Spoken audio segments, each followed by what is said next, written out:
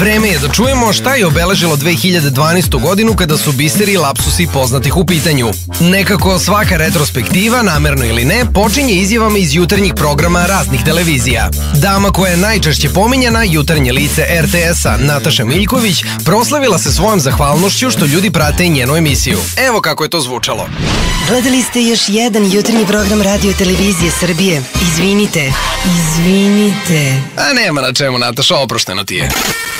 2012. iznenađujuće nismo imali mnogo reality show-ova, ali svakako jedan koji je obeležio početak godine doneo je mnogo materijala za retrospektivu. U pitanju su naravno parovi. Neki od najboljih izjava zvučale su ovako. Marko, nekadašnji učesnik Velikog brata, razgovara sa svojom devojkom. Marko: kako bi bilo lepo da uzmemo sve ove pare i proputujemo celu Evropu, a onda odemo negde van Evrope, negde nešto egzotično, tipa Francuska. Dobro, dakle, ni geografija mu nije baš jača strana. A onda ona, citiram. Da, ili da odemo u Latinsku Ameriku da ne ispadne da sam celu srednju školu latinski učila za džabe. Poliglote moje. Imao je Marko još svojih momenata. Ja za svoj uspeh treba da se zahvalim svojim roditeljima, a pre svega Kevi i Ćaletu. Sa druge strane, Miki Evremović prisjećao se šta je sve video od sveta. Sećam se, od negde smo se vraćali i kažem ja mom kolegi tada, ajde da se vratimo da vidim i ja taj čuveni toranj u pizdi. Ipak, čovek koji je najbolje opisao reality u kojem je prisustvovao gospodin Peđa The Boy.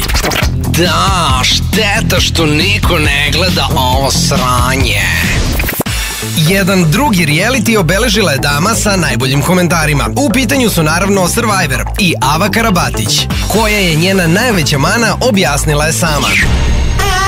Volela bi da imam više samopouzdanja od druge ljude. Živo me zanima kako izgleda situacija u vašim mozgovima dok smišljate svoje rečenice.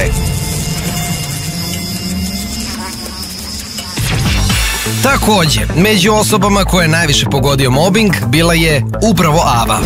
Imam 5 mobitel telefona i uvek sam uključena u mobbing. Ti, ženo, pojma nemaš na životu, mali bole te uši. No, kad smo već kod starleta, Suzana Mančić je posle mnogih filmova, između ostalih i privatne produkcije, izbacila i prvu knjigu. Evo par Suzaninih reči o njoj. Citiram. Osjetit ćete moju muku i moj znoj na svakoj stranici moje knjige. Da. Ja zamišljam kako ljudi listaju jednu po jednu stranu i neki čudan miris ih napada iz nepoznatog pravca. Tako reći miris autora. Nju su nekada smatrali sponzorušom, starletom, davali joj pogrdne imena, ali ona je pokazala šta sve ume i postala narodni poslanik. Nevena Džemović pokazala je koje su njene kvalifikacije da postane deo Skupštine. Citiram. Ja nemam političke uzore, smatram da sam dovoljno pametna i lepa i perpendikularna. Izvini, perpendikularna. Dalje. Kad smo već kod samoproklamovano lepih žena, Dajana, nekada misica, danas anonimna pevačica, dala je svoj komentar na incident koji se dogodio na izboru za Miss Srbije. Evo šta je rekla. Citiram. Ne znam, crna senka je bačena na ovaj manifest. Ljudi će tek sada početi o nama misicama svašta da misle, tako da ne želim da se mešam. Želim da ostanem, što bi Francuzi rekli, je nepristrast. Ok, ako si želela da kažeš da ostaješ nepristrasna na francuskom, to si izmislila. Ali da odgovorimo u istom stilu. Je le retard. Ili ti, puno te pozdravljamo i prijatno.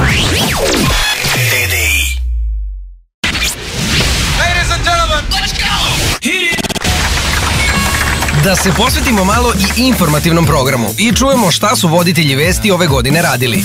Pratiti najvažnije događaje nije uvek lako, a do čega može da dođe pokazala je voditeljka vesti B92. Citiram. Akcija će biti nastavljena i tokom sutra. Aj to tokom sutra i nekako, ali nikako da skapiramo tu kakciju. Verovatno od engleske reči kak, što mu dođe dalje. Zatim na Studiju B. Na Partizanskom putu došlo do kvara na kanalizaciji i izlivanja fekalija. Idemo na lice mesta gde sve to tačno možete vidjeti. Da, evo ovde se vide fekalije, izlivanje, kanalizacija. Tu je i naša Dijana. Dijana, pa želi gledalcima dobro jutro. Sad možete zamisliti kako izgleda ta dobrojutarnja čestitka kada vam je upućuje voditeljka okružena fekalijama. I na kraju Radio Televizija Srbije, Milica Nedić najavljujući sportski blok. Stigli smo do sportskih vesti. Vlado, danas je četvrtak, a sutra je petak, kako se ja u sport razumem. Pa to je kao kada je Rada Đurić krenula da objašnjava u Beogradskoj hronici kako se spajaju praznici. Koliko slobodnih dana, preko mesec dana ako je neko spojio sa Uskrsom i ostane tu još par dana kod kuće.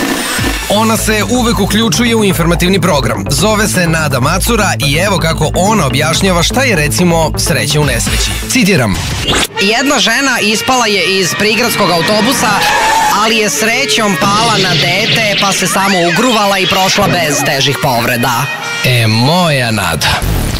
Nakon svega sport, čovek koji vrlo često toliko daleko ode u najnebitnije detalje da nikom nije jasno o čemu priča, komentator Aca Stojanović i jedno od njegovih najboljih. Citiram. Srbija se plasirala u finale Fed kupa u tenisu. Nije nemoguće da je sreću donela Anina gumica za kosu, koju je 2001. dobila od bake, inače to je supruga Aninog dede. Činjenica je da nije lako biti voditelj i novinar, pogotovo ako se konstantno trudiš da imaš ekskluzivu. Kako ekskluzivu vidi i Miradanja Polak, čuli ste u martu. Evo kako je to zvučalo. Citiram. Poštovani gledaoci, danas ću vam pružiti priliku da čujete nešto za što sam sigurna da su mnogi od vas čekali godinama da čuju. Saznajte konačno odgovor na pitanje zašto je čuvena maksilofacijalna hiruškinja Ranka Caldwell otišla iz Srbije. Nego, kad smo već kod voditelja ispred prošlog veka, jedna gospođa za koju ne postoji živi dokaz u kojem tačno vremeno je rođena, sama se osvrnula na priču o svojim godinama. Obratite pažnju. Ruška Jakić, citiram. Ja starim kao katedrala i zato sam ubeđena da moje vreme tek dolazi. Ja zamišljam Rušku kao konačno uspešnu kad za 2 godine bude proslavila 200. rođendan. Čestitamo! Čestit rođendan! Ipak, neki ljudi prave greške i nesvesno. Sećate se održavanja paraolimpijskih igara. Jednu atletičarku iz Francuske dočekao je francuski predsednik lično, pritom toliko neinformisan da nije znao da je devojka slepa. Da je znao, sigurno ovo ne bi rekao. Pratili smo vas, moja supruga i ja sa tribine i mahali smo ti, ali ti nas nisi primetila. Zbunjena, naglašavam još jednom, slepa atletičarka je samo odgovorila. Citiram. Izgleda da vas nisam primetila. Da. Jedini gori od ovoga bio je bivši američki predsednik George Bush, koji je slepom Stevie Wonderu mahao kad mu je došao na koncert. U duhu praznika da pređemo malo na televiziju Pink. Tokom Uskrsa Lea Kiš je ugostila standardnu ekipu gostiju, a onda krenula da prati običaje sa bračnim parom Acom Milićem i Biljanom Jevtić. Evo i kako. Citiram. Pa dobro, ajde, ja bi sada zamolila sve goste da dođu kod mene i da se svi tucamo. Aco, hoćete vi prvo mene?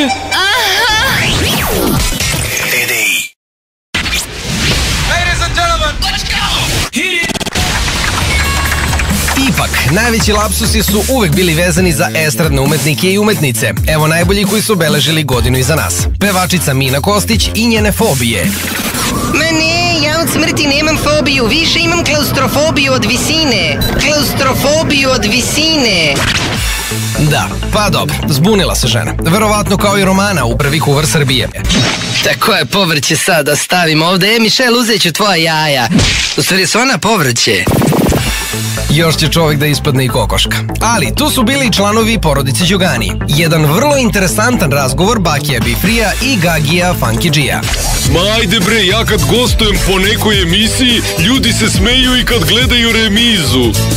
Kasnije smo tek skontali da je remiza u stvari repriza. A onda Baki Bifri solo. Lea, pa ja ti predviđam da ćeš ti imati još 1500 emisija. Pazi šta ti kažem, za mene kažu da pogađam ko Baba Vangla. Baba Vangla. Baba Vangla. Tu je naravno i Đoganijeva Vesna. Snimamo, posvetila sam se mnogo detetu. Kažu da majka nije majka ako nije rodila svoje dete. Pa realno i nije. Ne zaboravimo nekadašnju snajku Anabelu. Ja sam odrasla na selu, tamo sam naučila da muzem kozu, kravu, konja. I šta reći?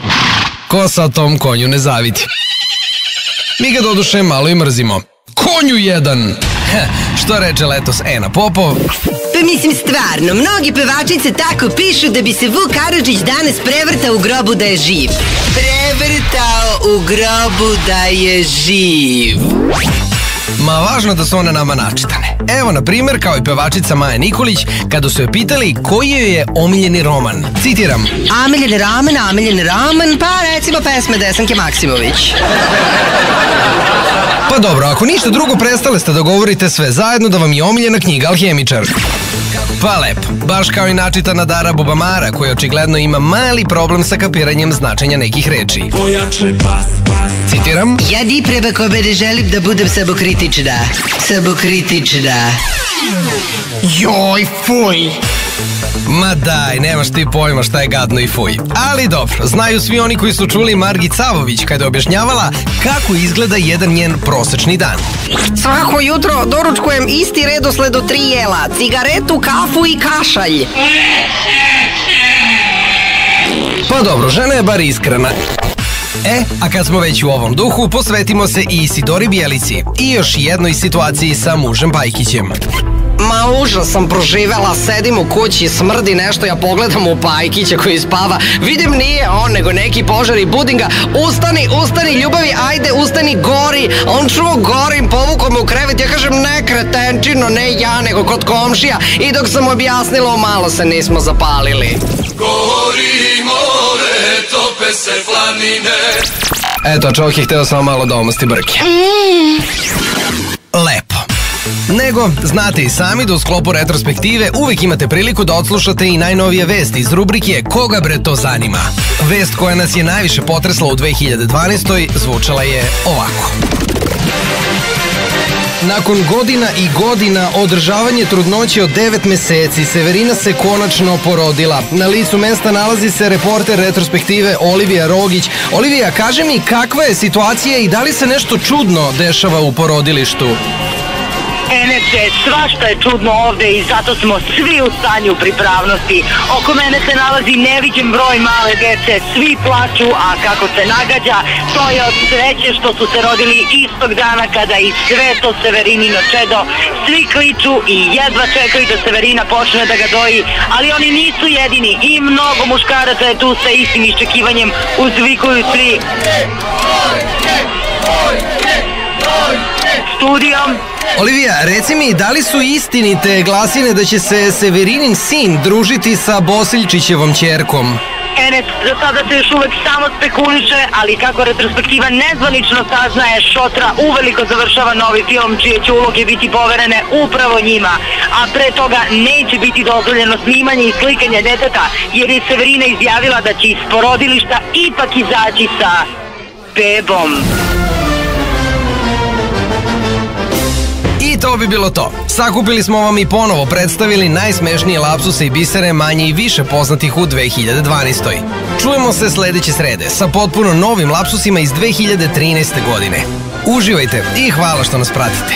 Sva naša video izdanja možete pronaći na našoj novoj Facebook stranici Retrospektiva Antidepresiva. Tamo vas čekamo, a sada i pozdravljamo On Marcello i ja Enes.